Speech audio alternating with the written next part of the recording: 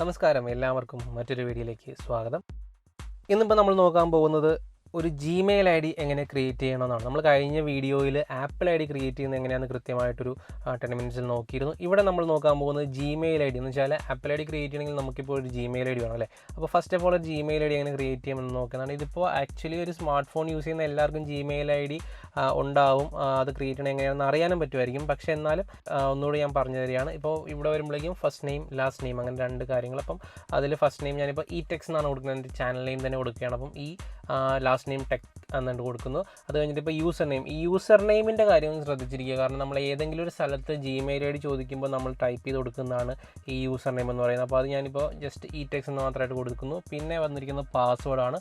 Password കൊടുക്കുമ്പോഴേക്കും ഇവിടെ ഒരു Google തന്നെ ഓട്ടോ ജനറേറ്റഡ് ഒരു പാസ്വേഡ് ഉണ്ട്. അപ്പോൾ നമ്മൾ റീഡിറ്റ് നമ്മുടേതായ രീതിയിലൊരു പാസ്വേഡ് ടൈപ്പ് ചെയ്ത് കൊടുക്കുക. ഇവിടെ ആപ്പിൾ ഐ ഡി ആയിട്ട് കമ്പയർ ചെയ്യുമ്പോൾ ജിമെയിലിന് വേണ്ട പാസ്വേഡ് അധികം സ്ട്രോങ് ആയാലും അക്കൗണ്ട് ക്രിയേറ്റ് ചെയ്യാനായിട്ട് നമുക്ക് കാണാൻ പറ്റും. അതായത് ഫുൾ ഫോൺ നമ്പർ ആയാലും അല്ലെങ്കിൽ നമ്മുടെ നെയിം ആയാലും 8 ക്യാരക്ടേഴ്സ് വേണമെന്ന് മാത്രമേ ജിമെയിലിൽ ആ പാസ്വേഡിൻ്റെ റിക്വയർമെൻ്റ് ഉള്ളൂ. അപ്പോൾ ഞാനിവിടെ എൻ്റേതായൊരു പാസ്വേഡ് അടിച്ചു കൊടുത്ത് നെക്സ്റ്റ് അടിക്കുമ്പോഴേക്കും അത് പോവും. അങ്ങനെയാണ് വരുന്നത്. പക്ഷേ നെക്സ്റ്റ് അടിക്കുകയാണ്. പക്ഷേ ഇവിടെ വരുന്നില്ല. കാരണം എന്ന് വെച്ചാൽ വേറെ ഒന്നുമല്ല, ടെക്സ് എന്ന ആ ഒരു നെയിം ഓൾറെഡി ആരോ എടുത്തിട്ടുണ്ട് അല്ലേ, അത് ടേക്കണാണ്. അതുകൊണ്ട് ഞാനത് മാറ്റി ടെക് at 43 എന്ന് അടിച്ച് നെക്സ്റ്റ്. പക്ഷേ അതും വരുന്നില്ല. കാരണം എന്ന് വെച്ചാൽ നമുക്ക് ആ യൂസർ നെയിമിൽ നമ്പറും ആൽഫബറ്റും മാത്രമേ യൂസ് ചെയ്യാൻ പറ്റുള്ളൂ. അവിടെ എന്ത് യൂസ് ചെയ്യാൻ പറ്റത്തില്ല, അങ്ങനെ സിമ്പിൾ കോമ ഡോട്ട് അങ്ങനെയുള്ളതൊന്നും യൂസ് ചെയ്യാൻ പറ്റില്ല. അപ്പോൾ അത് ഞാൻ മാറ്റിയപ്പോഴേക്കും ഓക്കെ ആയി. ഇതിപ്പോൾ ഫോൺ നമ്പറും റിക്കവറി മെയിലും, ഫോൺ നമ്പർ ഞാനിപ്പോൾ ആഡ് ചെയ്യുന്നില്ല, അത് അടുത്ത വീഡിയോയിൽ നമുക്ക് ഒരു കാര്യമുണ്ട്, അപ്പോൾ അതിൽ ആഡ് ചെയ്യുന്നില്ല. ഇപ്പോൾ ഞാൻ തൽക്കാലം റിക്കവറി മെയിൽ ഐ ഡി, എൻ്റെ ഒരു മെയിൽ ഐ ഡി മാത്രം ആഡ് ചെയ്യുകയാണ്. ഈ റിക്കവറി മെയിലിൻ്റെ പ്രത്യേകത എന്ന് പറഞ്ഞാൽ, സപ്പോസ് നമ്മളിപ്പോൾ നമ്മുടെ മെയിൽ അല്ലെങ്കിൽ ജിമെയിലോ പാസ്വേഡോ എല്ലാം ഫുള്ളി നമുക്ക് ലോസ് ആയി പോയി കഴിഞ്ഞാൽ നമുക്ക് ഈ റിക്കവറി മെയിൽ വെച്ചിട്ട് അത് റിക്കവർ ചെയ്തെടുക്കാൻ പറ്റുന്നതാണ്. അതുകൊണ്ടാണ് അത് കൊടുക്കേണ്ടത് വളരെ ഒരു ഇമ്പോർട്ടൻറ്റ് കാര്യമാണ്. നെക്സ്റ്റ് അടിച്ച് പോവുക. ഇപ്പോഴേക്കും ആക്ച്വലി നമ്മുടെ ജിമെയിൽ ഐ ഡി ക്രിയേറ്റ് ആയി. ഭയങ്കര സിമ്പിളായിട്ട് തന്നെ ജിമെയിൽ ഐ ഡി ക്രിയേറ്റ് ആയിരിക്കുകയാണ്. അപ്പോൾ ജിമെയിൽ ഐ ഡി ക്രിയേറ്റ് ചെയ്യുമ്പോൾ വളരെ ശ്രദ്ധിക്കേണ്ട കുറച്ച് കാര്യങ്ങളെന്ന് പറഞ്ഞാൽ, നിങ്ങൾ കൊടുക്കുന്ന ആ ഒരു പാസ്വേഡൊക്കെ ഓർത്തിരിക്കുക കൃത്യമായിട്ട്. ഫോൺ നമ്പർ കൊടുത്ത് വെക്കുക, ആദ്യം തന്നെ കൊടുത്ത് വെക്കുക. അത് വളരെ നല്ലൊരു കാര്യമാണ്. അങ്ങനെയാണെങ്കിൽ പിന്നെ ഒരു കാര്യം, ഒരു ഫോൺ നമ്പറിൽ ഒരു ജിമെയിൽ ഐ ഡി മാത്രമേ നമുക്ക് ആഡ് ചെയ്യാൻ പറ്റൂ. ഗൂഗിൾ നമുക്ക് ഓഫർ ചെയ്യുന്ന കുറച്ച് കാര്യങ്ങളാണ് നമുക്കിപ്പോൾ YouTube, Gmail, drive, Google meet, Google play store, ഇതെല്ലാം നമുക്ക് യൂസ് ചെയ്യണമെന്നുണ്ടെങ്കിൽ ജിമെയിൽ ഉണ്ടെങ്കിൽ മാത്രമേ നടക്കുള്ളൂ. അത് നിങ്ങൾ ആലോചിച്ചെടുക്കുക. അതേപോലെ തന്നെ കുറേ കാര്യങ്ങൾ. പിന്നെ നമ്മുടെ പേഴ്സണലൈസേഷനാണ്. Actually Gmail I D create ചെയ്തിടുക എന്ന ഘട്ടം മാത്രമേ നമ്മളെല്ലാവരും ചെയ്തുള്ളൂ. ഇതിലേക്ക് നമ്മൾ ആരും അങ്ങനെ ഒരുപാട് പോകാറില്ല.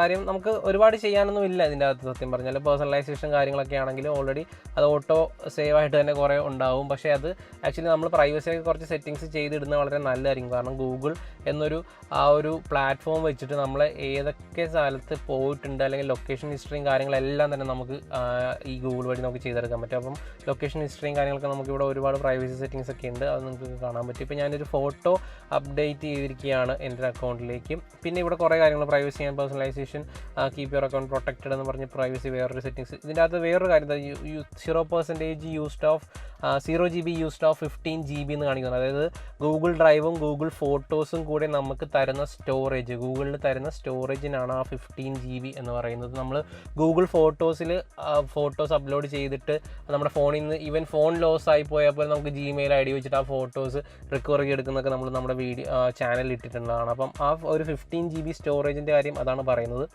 വേറെയും ഒരുപാട് കാര്യങ്ങൾ ഇപ്പോൾ ഇവിടെ ഞാൻ പറഞ്ഞു, യൂട്യൂബ് ഹിസ്റ്ററി, ലൊക്കേഷൻ ഹിസ്റ്ററി, അങ്ങനെ ഒരുപാട് കാര്യങ്ങൾ ഗൂഗിളിൻ്റേതായ കുറച്ച് കാര്യങ്ങൾ വരുന്നുണ്ട്.